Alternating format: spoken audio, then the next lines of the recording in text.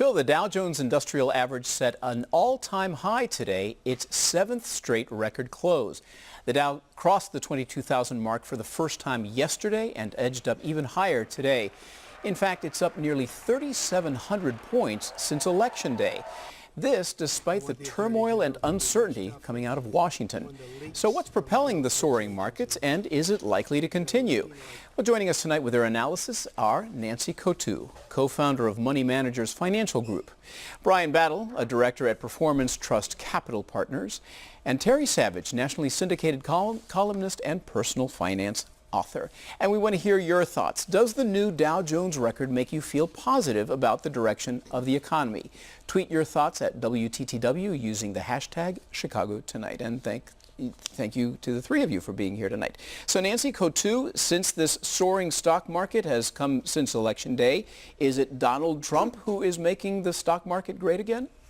Well, certainly the platform that he represented when he got elected had some definite influence. The things that he was promising, the things he was proposing, the rosy picture that he had developed for all of us, certainly it was a boost. It was a boon to some industries, like the financial industry finally skyrocketed after they were devastated, basically, in 2007, 2008, and this was a major movement forward because of promises of possibly deregulation, easing of their restrictions, which automatically brought favor to that sector. There was favor to healthcare initially because he was going to change that. There was favor towards small businesses because there was promises of lower taxes, which would mean they could expand faster sooner. Well, Brian Battle, some of those promises have been met when it comes to deregulation, but some of the bigger promises when it comes to tax reform, when it comes to infrastructure, when it comes to the health care law have not passed. So why is there this continued giddiness when there's uncertainty whether any of this is going to get accomplished anytime soon? Yeah, so some of it is political drama, but the fits and starts in taxes, trade, and regulation, as you've described, Obamacare failed, so that's not over yet. The real thing, I think, that propelled the market was twofold. First, it was Donald Trump was pro-business. Hillary Clinton was anti-business. So there is some just nascent rally based on expectations of what he could do. The real thing that propelled the stock market is tax reform. That's the thing that affects everyone. The corporate tax rate is proposed to go to 15%. It would be remarkable if it got there. And they haven't, and I don't mean to be pessimist, but they haven't failed on tax reform yet. So I think the market is holding out optimism that, maybe we can get that right. And if your tax rate is lower, equities are worth more, and I think that's still bubbling into the market. Terry Savage, you write that the growth of the current long recovery period has been far below what it has been on others. Yeah, so how far below is it? So it's interesting. We are long in the tooth on this economic recovery. Next year it'll be the longest one. The previous longest recovery was the one that started in 1991 from a shallow recession. The growth level generated in the economy is way below average. And that's the economy. The economy doesn't necessarily drive the market, but money does. And because we've had these artificially low interest rates, there's been a lot of money flowing into the stock market. Dividend yields look attractive. And there's nothing terribly bad happening. In fact, we see from earnings reports, companies are earning more money, more than many analysts had expected, and they're doing it in a different way. They're not cutting jobs and slashing costs. The economy is growing. Not a lot, but it is growing. That's enough to keep the stock market moving up. And it's corporate profits that really are driving this euphoria on Wall Street, isn't that right? It's a combination of investor euphoria. Everybody's got to be in. I mean, the participation rate of American households through their pension funds and 401ks and mutual funds is getting back up near where it was in 2000. So people feel comfortable.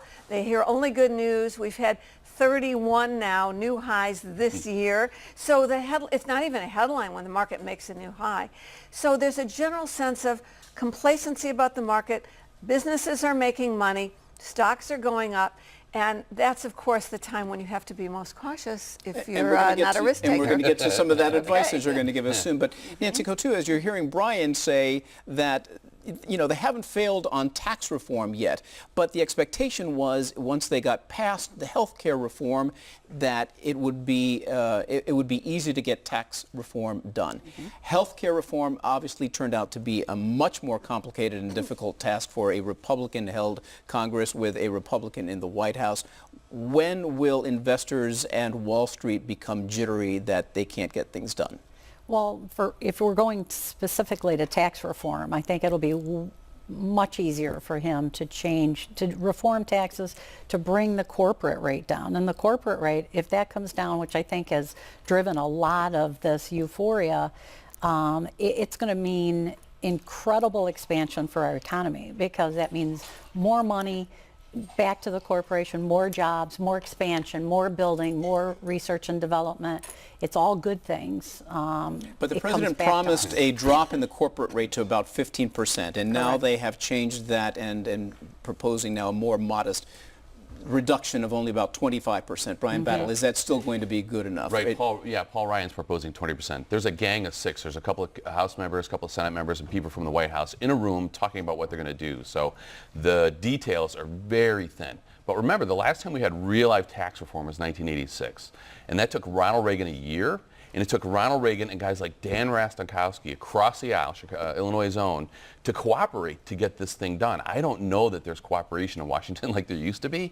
So it's going to be a really big lift, but everybody knows a 77,000-page tax code is not workable. I think everybody wants to change it, but I don't think we can react to it because there's so little detail on who we can pick winners and losers are. So when we talk about a correction, Terry Savage, is it going to come in the next few months? Because usually you've written... Let me look in my crystal ball. Well, you have written, and you know the history of it, that sometimes in the second half of the year, these kinds of corrections might come. So tell us about that. Correction, which would be a decline of at least 5%, perhaps down to a decline of 10%, is to be expected. And we have now gone 17 months without even a 5% correction. That's just unheard of. So we're overdue for a dip. Now, of course, you never know whether a correction goes down 5%, then 10%. Is that going to be what turns into a bear market, which is a significant decline? But the fact is this market has pushed relentlessly higher, has outlived all the records for not having a correction. We are correctionless. And so it would be silly to assume that that won't happen sometime soon. And the month of August leading into September and October is it something specifically that would drive this correction? Something coming out of Washington? You know, first of all, I think the stock market is ignoring Washington. I mean, I think everybody on Wall Street has just gone, we don't even consider this a joke anymore. They're just ignoring it. Something could happen. It could be a geopolitical event, a North Korean missile. But it could hardly be something idiotic coming out of Washington because we've had so much. And also globally, I mean, we've had Brexit. We've got the whole upheaval of the European financial system on the edge, and yet that's not driving a decline in the stock market. So it's hard to say what will. It's obviously not going to be earnings, at least not this quarter. Something will come along, though, and then we'll say, well, of course, that was obvious. Terry made a great point at the beginning, was investing is always compared to what? So if you can buy a 2.25% 10-year Treasury note or a German 10-year Treasury note at 0.5, U.S. equities look pretty good with a dividend rate and a stable currency and actually what's turning out to be a cheap currency right now. That's great for exporters. What about what the Fed is doing, the Fed moves? Because there have been 3 or 4 now, interest rate hikes over the last year and a half. There's another one predicted for later this year. And they have these $4.5 trillion in bonds in their portfolio that they bought during quantitative easing that they think will start being sold in September. How much of this is going to start impacting the economy? I think the economy as long as Janet Yellen slowly increases the interest rates as she has, we've had 3 in the last little over a year, hasn't impacted the market once, not a glitch, unless they get crazy and continue increasing as we had, in the early 90s, the collapse of the bond market. We don't have much to be concerned about the short-term rates. The long-term rates actually fell. So the Fed rate actually fell a little bit for a 10-year Treasury. It's very unusual. I think that interest rates aren't going to affect it. And I think back to Terry's point, not only is the economy very good, but the Dow, which is the most popular index that we watch, it's only 30 companies, but the Standard & Poor's 500, the companies in that 500 giant corporate America, if they're multinational companies, they're soaring because as good as our market is, the international market's double ours. European market is double ours right now. So as good as ours is, the European market's even better. And isn't this scary? Now think about this. We are three people who really care about you and your money. We can't come up with anything at this moment that looks like a storm cloud. I mean, there are obviously clouds on the horizon, but we can't point to what you asked us. So what could go wrong?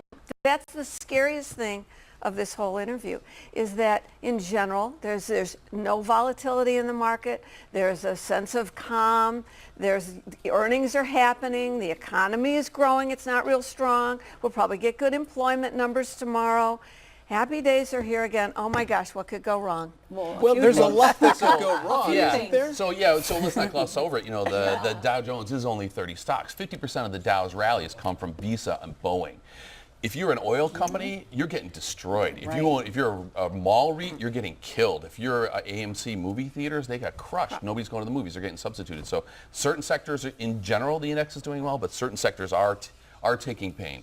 But again, when we're talking about nothing going wrong, there seems to be a lot of stuff going wrong in Washington. Clearly none of that has mattered up until now. We've determined that. But just this afternoon, Special Counsel Robert Mueller, he didn't announce it, but it was revealed that he has impaneled a grand jury as they investigate the Russia issue, and they'll probably be looking into the Trump Corporation and the Trump family finances.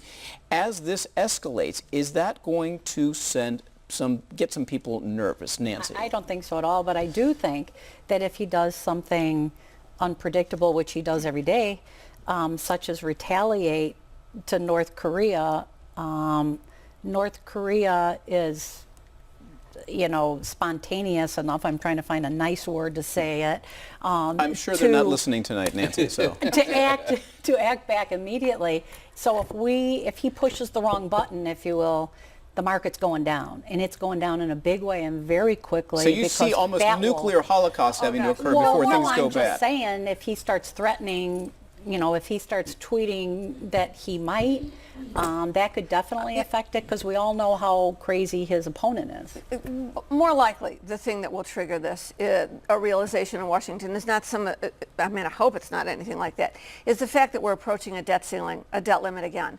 And that will happen in August. That'll happen in August and get pushed into September, because they'll finally get to go on vacation. They won't want to come back and deal with it. You've got a Republican House, Congress, and a Republican president who vowed to get the finances under control. Are they going to be the ones to vote to increase the debt limit? If you're looking for a financial trigger in that very historically volatile and strange August, September, October period, I think the talk about the debt ceiling, about will we close down the government, are we the party of fiscal responsibility, are we going to spend more, I think that might bring the financial markets to take a second look. So we're still kind of on shaky ground heading into the next couple of months. We only have about a minute left. So quickly, some tips and advice from all of you. Nancy Coutu. Be very, very careful. I have clients right now approaching me that haven't been in the market in 10 years saying, I want to get in.